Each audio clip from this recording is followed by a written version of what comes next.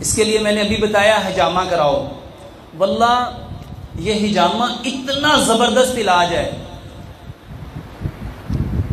دنیا میں اس کو کپنگ تھراپی کہتے ہیں، اور ایک ملک ہے اس کا قومی علاج ہے حجامہ. لیکن ہمارے مسلمان صرف نبی صلی اللہ علیہ وسلم سے محبت کا دعویٰ کرتے ہیں. پتہ کچھ ہوتا؟ پتہ حجامہ ہوتا کیا ہے؟ کتنے لوگوں کو پتہ ہے؟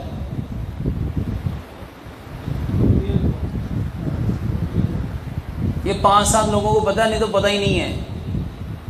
میرے محترم بھائیوں، حجامہ ہوتا ہے کپ لگائے جاتے ہیں اور وہ آپ کے جسم سے گندا خون باہر نکال لیتے ہیں. حجامہ سارے کراؤ.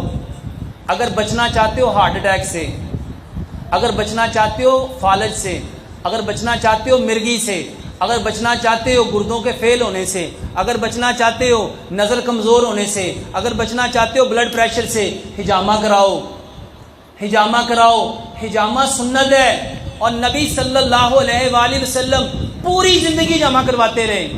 پوری زندگی. روزے کی حالت میں آپ نے حجامہ کروایا، آپ نے طواف احرام کی حالت میں حجامہ کروایا. لیکن ہمارے ہاں اس کا رواج ہی نہیں ہے. حجامہ کرواؤ. اس کے لیے میں نے ابھی بتایا حجامہ کراؤ. واللہ یہ حجامہ اتنا زبردست علاج ہے، دنیا میں اس کو کپنگ تھراپی کہتے ہیں، اور ایک ملک ہے اس کا قومی علاج ہے حجامہ. لیکن ہمارے مسلمان صرف نبی صلی اللہ علیہ وسلم سے محبت کا دعویٰ کرتے ہیں. پتہ کچھ ہوتا؟ پتہ حجامہ ہوتا کیا ہے؟ کتنے لوگوں کو پتہ ہے؟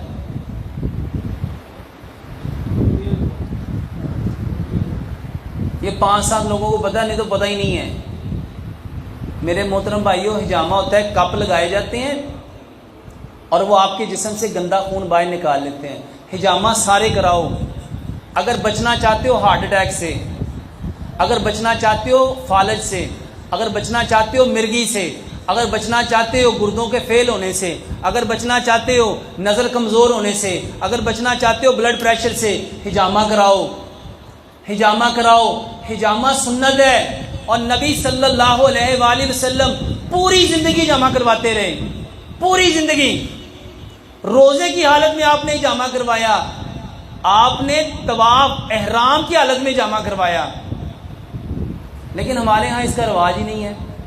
حجامہ کرواؤ. اس کے لیے میں نے ابھی بتایا حجامہ کراؤ. واللہ یہ حجامہ اتنا زبردست علاج ہے، دنیا میں اس کو کپنگ تھراپی کہتے ہیں، اور ایک ملک ہے اس کا قومی علاج